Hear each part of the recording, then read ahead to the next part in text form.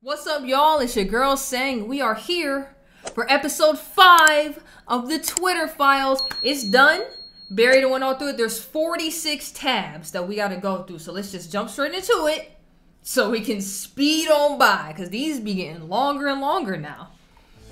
Alright, so on the morning of January 8th, President Donald Trump, with one remaining strike before being at risk of permanent suspension from Twitter, tweets twice. 6:46 a.m. The 75 million great American patriots who voted for me, America first, and make America great again, will have a giant voice long into the future.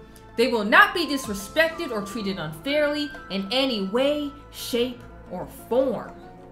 7:44 a.m.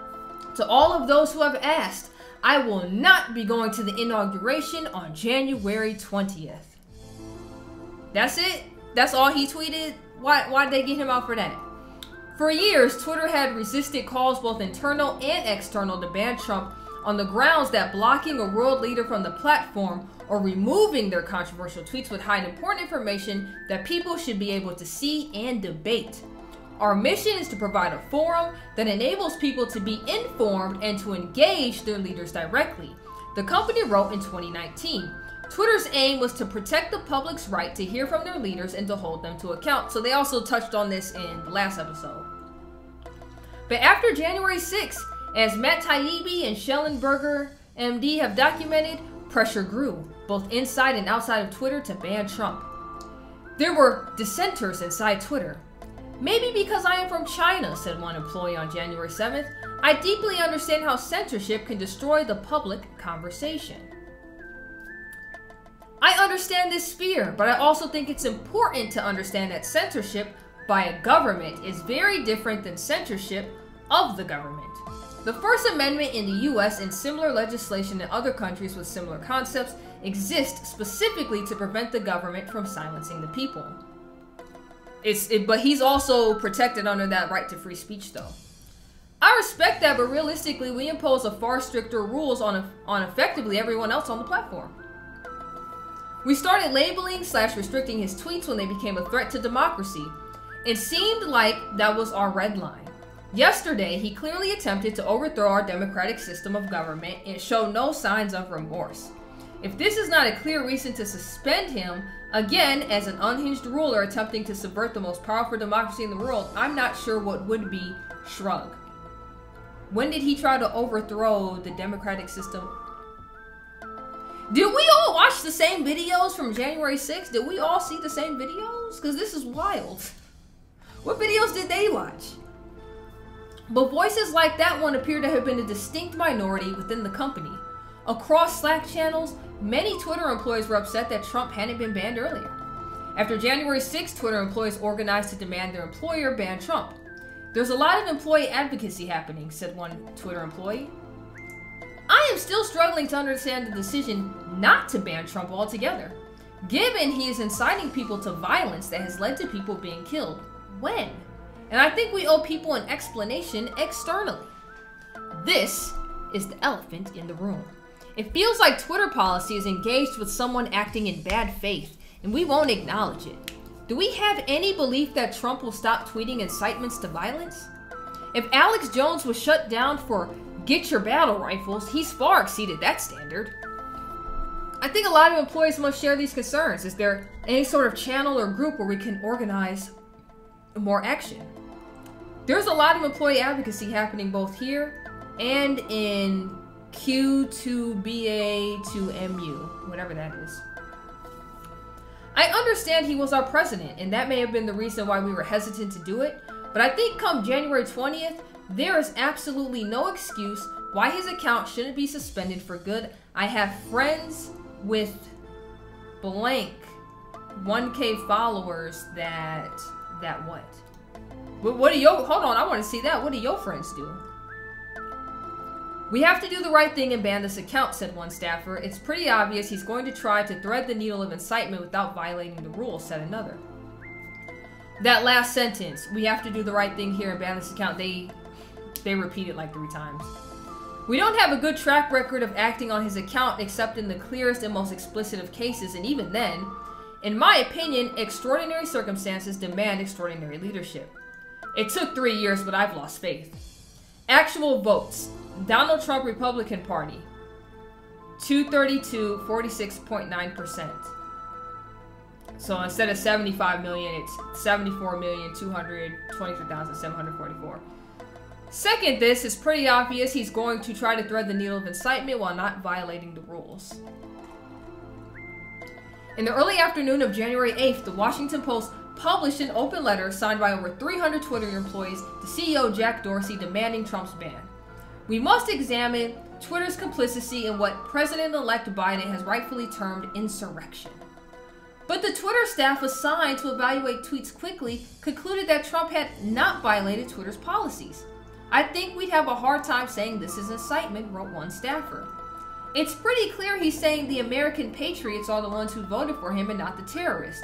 We can call them that, right? From Wednesday.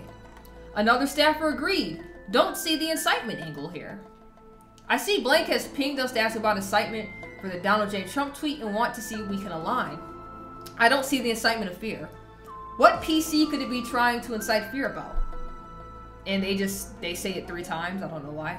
I think we'd have a hard time saying this is incitement. It's pretty clear he's saying the American patriots are the ones who voted for him and not the terrorists. We can call him that, right? From Wednesday. Don't see the incitement angle here. Okay, so you had staffers that was like, I don't get what y'all talking about. There's no incitement. I also am not seeing clear or quoted incitement in the tweet, wrote Anika Navaroli, a Twitter policy official. I'll respond in the elections channel and say that our team has assessed and found no viols or violations for the Donald J. Trump one. And then they flag Yoel. Of course they did. She does just that. As an FYI, Safety has assessed the tweet above and determined that there's no violation of our policies at this time. Let me know, Yoel, if any action will be taken, and then they didn't say anything. So if they already assessed it, why are you asking Yoel? Later, Navaroli would testify to the House January 6th committee. For months, I had been begging and anticipating and attempting to raise the reality that if nothing, if we made no intervention into what I saw occurring, people were going to die. Alright. Next, Twitter safety team decides that Trump's 7:44 a.m. Eastern Time tweet is also not in violation. They are unequivocal. It's a clear no viol. It's just to say he's not attending the inauguration. Duh. To understand Twitter's decision to ban Trump, we must consider how Twitter deals with other heads of state and political leaders, including in Iran, Nigeria, and Ethiopia. In June 2018, Iran's Ayatollah Ali Khamenei, tweeted, Israel is a malignant cancerous tumor in the West Asian region that has to be removed and eradicated. It is possible and it will happen. Twitter neither deleted the tweet nor banned the Ayatollah. In October 2020, the former Malaysian Prime Minister said it was a right for Muslims to kill millions of French people. Whoa. Twitter deleted his tweet for glorifying violence, but he remains on the platform. The tweet below was taken from the Wayback Machine. And it says, Muslims have a right to be angry and to kill millions of French people for the massacres of the past. Yo, that's a wild tweet. So they deleted his tweet, but he got to stay. Trump said, hey guys, no violence, stay peaceful. And they're just like, oh, how dare he, he's crazy. Muhammadu Buhari, the president of Nigeria, incited violence against pro-Biafra groups. Those of us in the fields for 30 months who went through the war will treat them in the language they understand. Twitter deleted the tweet but didn't ban Buhari. In October 2021, Twitter allowed Ethiopian Prime Minister Abiy Ahmed to call on citizens to take up arms against the Tigray region. Twitter allowed the tweet to remain up and did not ban the Prime Minister. And they got all the receipts. This is crazy. In early February 2021, Prime Minister Narendra Modi's government threatened to arrest Twitter employees in India and to incarcerate them for up to 7 years after they restored hundreds of accounts that had been critical of him. Twitter did not ban Modi. They have all the receipts. But Twitter executives did ban Trump, even though key staffers said that Trump had not incited violence, not even in a coded way. This is crazy. It's crazy. I don't know why I'm still shocked by all this, knowing everything that we know. Less than 90 minutes after Twitter employees had determined that Trump's tweets were not in violation of Twitter policy, Vijaya Gadde, Twitter's head of legal policy and trust, asked whether it could, in fact, be coded incitement to further violence. Bro, they said no. They said no. A few minutes later, Twitter employees on the scaled enforcement team suggest that Trump's tweet may have violated Twitter's glorification of violence policy if you interpreted the phrase American Patriots to refer to the rioters. What? He literally said all 75 million of y'all that voted for me, the American Patriots. He talking about the people that voted for him. So all 75 million was at the Capitol. All 75 million was... Stupid. That is so stupid. Things escalate from there. Members of that team came to view him as the leader of a terrorist group responsible for violence and or deaths comparable to Christchurch shooter or Hitler. And on that basis and on the totality of his tweets, he should be deplatformed. Didn't I tell y'all in another one of my videos? A lot of y'all toss around the term Hitler, Nazi, and anti-Semitic way too loosely to where it doesn't make sense. This don't make sense. Y'all compared him to Hitler? Do you understand Hitler mass murdered millions of people? He's a psychopath. Trump said something you didn't like. They're not comparable in the slightest. They're not comparable at all. Oh, this... Okay. Just to update you, Blank and I spoke to Blank just now.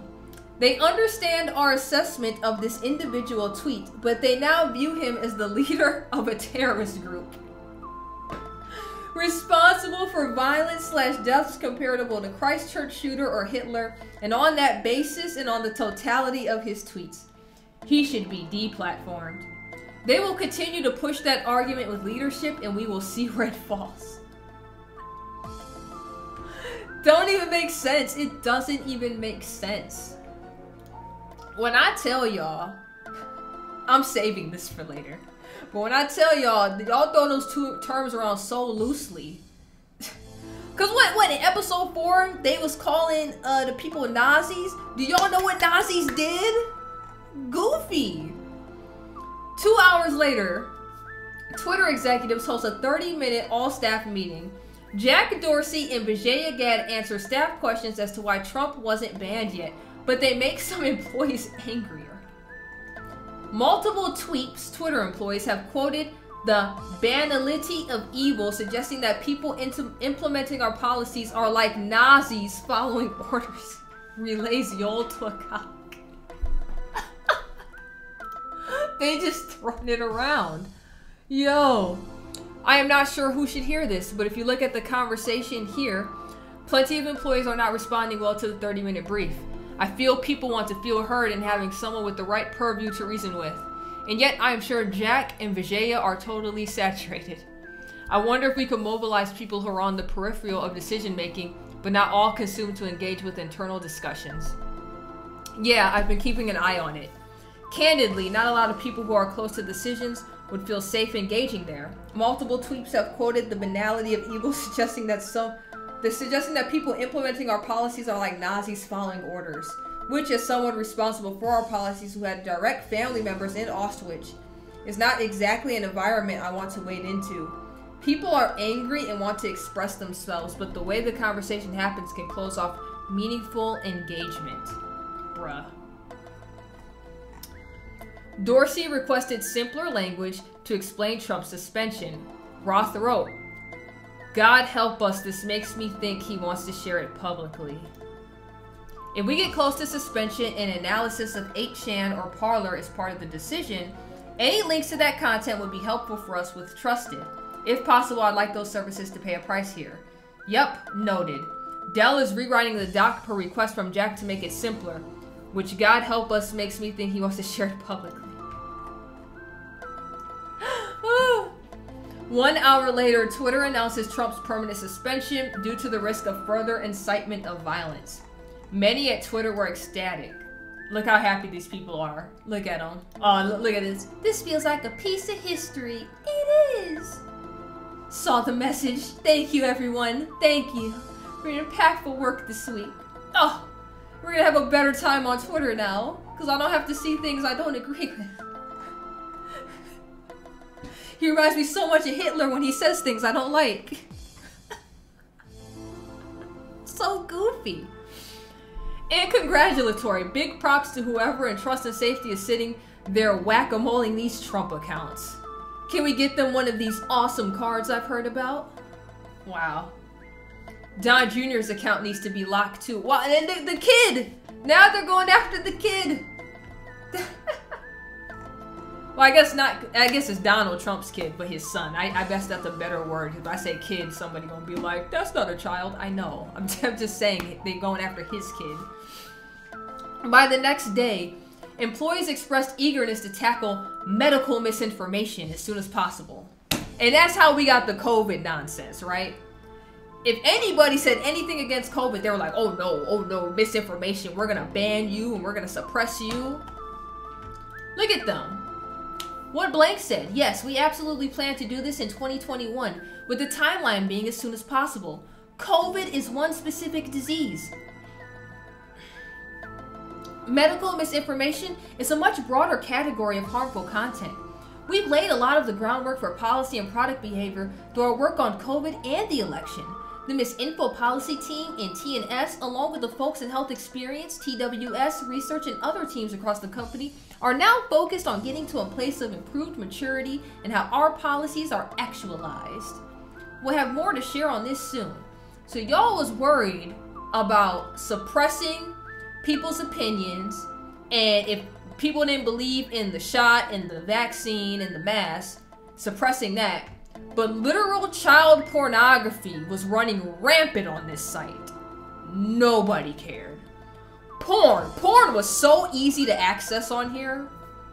Nah, but this is what they're worried about. Yeah, okay, all right. For the longest time, Twitter's stance was that we aren't the arbiter of truth, wrote another employee, which I respected, but never gave me a warm, fuzzy feeling. Okay. But Twitter COO Parag Agrawal, who would later succeed Dorsey as CEO, told head of security Mudge Zatko, I think a few of us should brainstorm the ripple effects of Trump's ban. Agrawal added, centralized content moderation, in my opinion, has reached a breaking point now. Huh, really? Okay. Outside the United States, Twitter's decision to ban Trump raised alarms, including with French President Emmanuel Macron, German Prime Minister Angela Merkel, and Mexico's President Andrés Manuel López Obrador. Ocran told an audience he didn't want to live in a democracy where the key decisions were made by private players. I want it to be decided by a law voted by your representative or by regulation, governance, democratically discussed and approved by democratic leaders. Merkel's spokesperson called Twitter's decision to ban Trump from his platform problematic and added that the freedom of opinion is of elementary significance. Russian opposition leader Alexei Navalny criticized the ban as an unacceptable act of censorship. Whether you agree with Navalny and Macron or the executives at Twitter, we hope this latest installment of the Twitter Files gave you insight into that unprecedented decision. From the outset, our goal in investigating this story was to discover and document the steps leading up to the banning of Trump and to put that choice into context. Ultimately, the concerns about Twitter's efforts to censor news about Hunter Biden's laptop, blacklist disfavored views, and ban a president aren't about the past choices of executives in a social media company. They're about the power of a handful of people at a private company to influence the public discourse and democracy. This was reported by all these people. Follow all of our work at The Free Press, and then please click here to subscribe. And that's it. Yes, that is it. All right, y'all.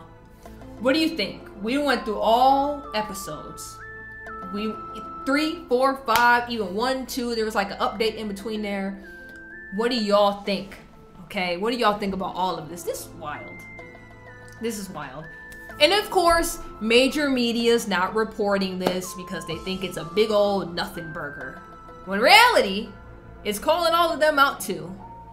And they just don't want to deal with it. They just like, nope, I don't like your opinion. Get it away. Nothing to do with me. It's crazy. It's crazy. Let me know what you think in the comment section down below. Make sure you like, comment, subscribe. Hit that notification bell so you never miss when I drop a video. And until next time when another episode comes out, you already know who it is. It's Sang.